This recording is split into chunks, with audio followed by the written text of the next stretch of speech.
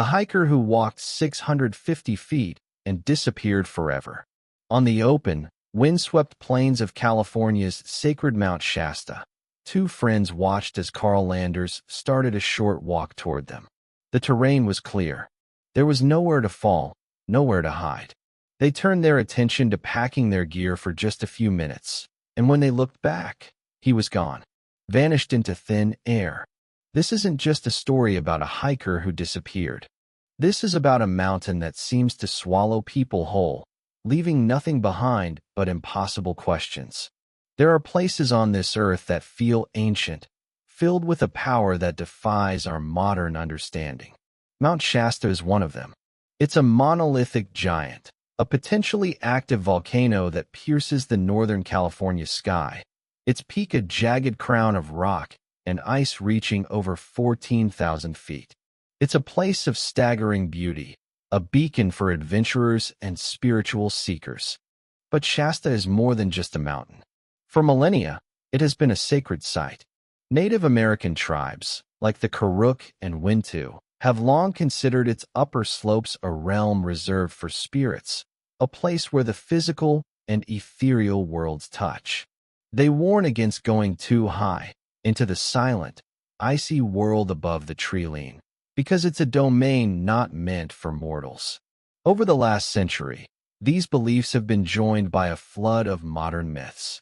Tales of hidden cities occupied by enlightened survivors of a lost continent, strange lights in the night sky, and interdimensional portals have all woven themselves into the mountain's identity. It's easy to write these stories off as folklore, the product of overactive imaginations. But then, you hear the other stories. The dark stories. The true stories of people who walk onto the slopes of Mount Shasta and are never seen again. They're stories that lack evidence, witnesses, and any rational explanation. To understand the chilling mystery of Mount Shasta, you have to start with the case that defies all logic, the story of a man who was there 1 second and gone the next. The story of Carl Landers. Section 1. The impossible vanishing of Carl Landers. In the spring of 1999, Carl Herbert Landers was 69 years old, but his age was just a number.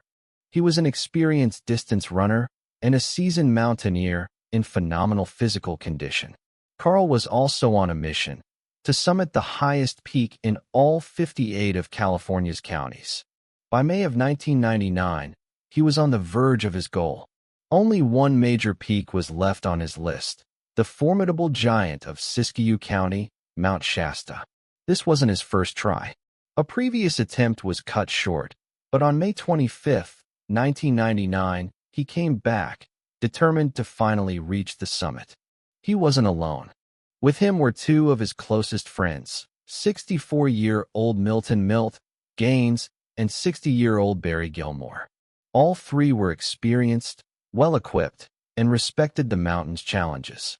They started their ascent from the Bunny Flat trailhead, following the popular Avalanche Gulch route.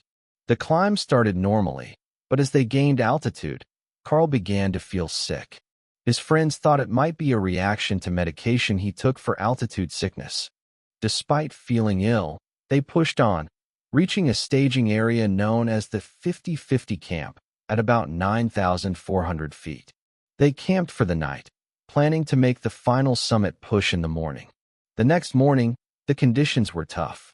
The wind was howling, and Carl seemed especially cold. The next landmark was Lake Helen, a frozen basin at about 10,400 feet. Seeing Carl's discomfort, his friends made a suggestion. Go on ahead to Lake Helen, get a head start, and they'd meet him there in a few minutes. The distance seemed trivial. Horizontally, it was only about 650 feet, but it was a steep, strenuous climb up a 1,000-foot rise on an open snowfield. Critically, the terrain between the 2 points was an unbroken expanse of snow. There were no deep crevasses, no thick forests, no boulder fields to hide behind. Carl agreed. He was wearing a distinctive rust-colored coat, ski pants, and crampons for traction on the ice. He shouldered his backpack and began the short, steep trek up toward Lake Helen. His friends turned back to packing up their gear, a task that took only a few minutes. When they finished, they started up the slope, expecting to find Carl waiting for them. When Milt and Barry arrived at the desolate expanse of Lake Helen, he wasn't there. At first, they weren't worried. They figured he'd felt better and pushed on. They called out his name, but the only answer was the wind. Minutes stretched into an hour. Then two. The unease curdled into real fear. Carl Landers was gone. They frantically retraced their steps, but found nothing. It was like he'd been erased. They reported him missing, triggering one of the most extensive search and rescue operations in the mountain's history. The Siskiyou County Sheriff's Department responded immediately. For a week, the mountain was swarmed by over 50 volunteers, U.S. Forest Service rangers, and professional mountaineers. A National Guard helicopter and a CHP chopper with a forward-looking infrared FLIR camera scanned the slopes from the air. They checked ravines, looked for signs of an avalanche, and even had the U.S. Geological Survey check for seismic activity. There was nothing. The search was led by Griss Adams, a SAR veteran with decades of experience on Shasta. Yet day after day, they found nothing. Not a single trace. No backpack. No ice axe. Not even a single footprint in the snow to show he'd strayed from the path. The mountain was busy with climbers that day, but nobody saw him. He hadn't fallen, or his body would have been found on the open slope. An avalanche hadn't buried him, because there wasn't one. He hadn't wandered off delirious, because he would have left a trail. After an exhaustive effort, the official search was called off. The authorities were stumped. A sheriff's department spokeswoman said plainly, "We've looked everywhere we can look, and we just don't know where else to go." Milt Gaines later said there was more than a 50-50 chance that something strange had happened. But it was Griss Adams who gave the most chilling summary in an interview years later. "In 35 years, I've never had this happen to me. We were all over that mountain. He was not on that mountain. Carl Landers was there, and then he wasn't." Section 2. A pattern on the mountain. A single, baffling disappearance can be written off as a tragic anomaly. An experienced hiker makes a fatal mistake, and a freak accident conceals the evidence. But when you look closer at the history of Mount Shasta, the case of Carl Landers doesn't stand alone. It looks like one point in a deeply disturbing pattern. To find the first echo of Carl's vanishing, you have to go back to 1965. The man was John Netza, an 80-year-old dynamo who had summited Shasta over 40 times. He knew the mountain inside and out. On July 17, 1965, he set out for another climb. But in a move that baffled everyone, he left most of his essential gear behind, carrying only what has been described in retellings as wine, whiskey, and fried chicken. He was last seen at Lake Helen, the exact same area where Carl Landers would disappear 34 years later. And just like Carl, John Netza simply vanished. An extensive search found no trace of him. The only grim clue was a report from searchers who saw buzzards circling high above the Red Banks, a treacherous section above Lake Helen. They focused their efforts there, but found nothing. No body, no gear, no explanation. Two experienced men, last seen in the same high-altitude basin, decades apart, both erased from existence. A grim coincidence? Maybe. But then you hear the third story. And this one is so strange, it feels like it's from another reality. This story lives in the murky space between official record and modern folklore. It comes to us from researcher David Paulides and his controversial Missing 411 investigations. And because the family wished to remain anonymous, it's not independently verifiable. But the anecdote has become a staple of the mountain's lore. The incident reportedly occurred in October 2010. A family was camping near the McCloud River in the shadow of Mount Shasta. Their 3.5-year-old son, whom we'll call John Doe, was playing near his grandmother. His mother looked away for just a moment, and when she looked back, he was gone. Instantly and silently, panic erupted. The family searched, but found nothing. They called the authorities, and a desperate nighttime search began. 9 units were brought in, but couldn't find a scent trail. 4 or 5 agonizing hours, teams combed the woods, sweeping the same trails over and over. Then he was found. A deputy and his K-9 partner located him hiding in a thicket of bushes, right beside a trail that had already been searched multiple times. He was cold and scared, but okay. The story should have ended there. But it didn't. A few months later, the boy was with his grandmother, whom he called Cappy. Out of the blue, he said, "I don't like the other Cappy." He then told her what happened on the mountain. He said another person who looked just like his grandmother had found him. But it wasn't her. It was a cold, robotic imitation. He claimed this other Cappy led him into a dark cave deep inside the mountain. He described a grim chamber, littered with old backpacks and rifles. He also claimed the cave was filled with other people, frozen and unmoving, like robots that had stopped working. He believed his robot grandmother had taken him there to die, but for some reason, let him go. It's an outlandish tale from a terrified child. That's the rational explanation. But it doesn't quite explain how he disappeared so quickly, why search dogs couldn't find his scent, or how he reappeared in an area that had already been cleared.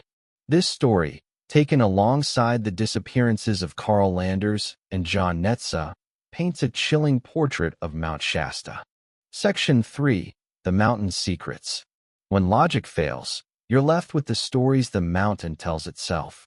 The lore of Mount Shasta is as vast as the mountain is tall, and within it, you can find unsettling echoes of these modern mysteries.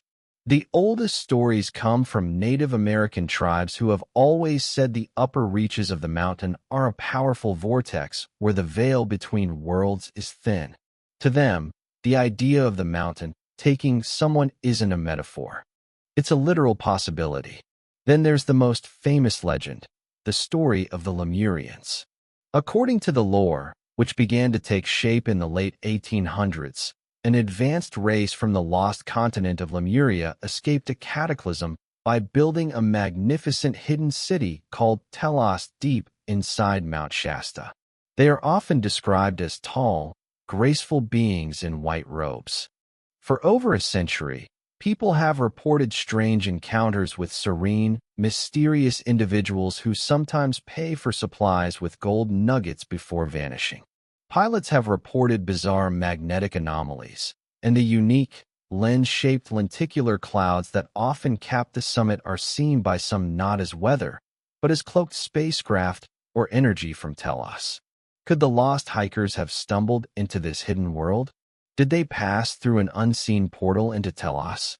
It sounds like science fiction, but it would explain the absolute lack of a body or evidence. They weren't dead, they were just somewhere else. The child's story of being taken by a robot grandma into a cave filled with preserved bodies and equipment adds another layer of high strangeness. Was it a confused memory of an encounter with otherworldly beings and their technology? This brings us back to the work of David Paulides. While his missing 411 research is not universally accepted, the disappearances on Shasta fit the profile points he identified with uncanny precision. Victims often disappear in an instant while with a group. Search dogs are inexplicably unable to pick up a scent, and if they're found, it's sometimes in an area that should have been impossible to reach. Carl Landers vanished from his group after feeling unwell, a common profile point. 9 units found nothing. The 3-year-old boy vanished in an instant and was found in a place that had already been cleared. Paulides offers no definitive theory, only a collection of deeply disturbing facts, leaving a complete void of rational explanation. Mount Shasta, it seems, is one of the primary locations for these events. We're left with a mosaic of impossible stories. A 69-year-old expert climber who steps out of existence. An 80-year-old mountain veteran who vanishes from the same spot. A 3-year-old boy who returns with a terrifying story from another world. These aren't simple cases of hikers getting lost. They are events that challenge our assumptions about the world we think we know. The easy path is to dismiss them, to call the stories exaggerations and the folklore fantasy. It's easier to believe in human error than to confront the possibility that there are forces on that mountain operating outside our comprehension. But the facts remain. The searches were real. The empty spaces where people once stood are real. Mount Shasta stands as a silent sentinel, its heart holding on to its secrets. It draws people in with its promise of adventure and beauty, but it seems to demand a heavy price for its mysteries. It reminds us that for all our logic, there are still places where the map ends. Places where people can still be swallowed whole. What do you think happened on Mount Shasta? Was it a series of tragic accidents, amplified by fear and folklore? Or did Carl Landers, John Netza, and the little boy from the campground stumble upon a secret the mountain wasn't ready to share? Let us know your theories in the comments.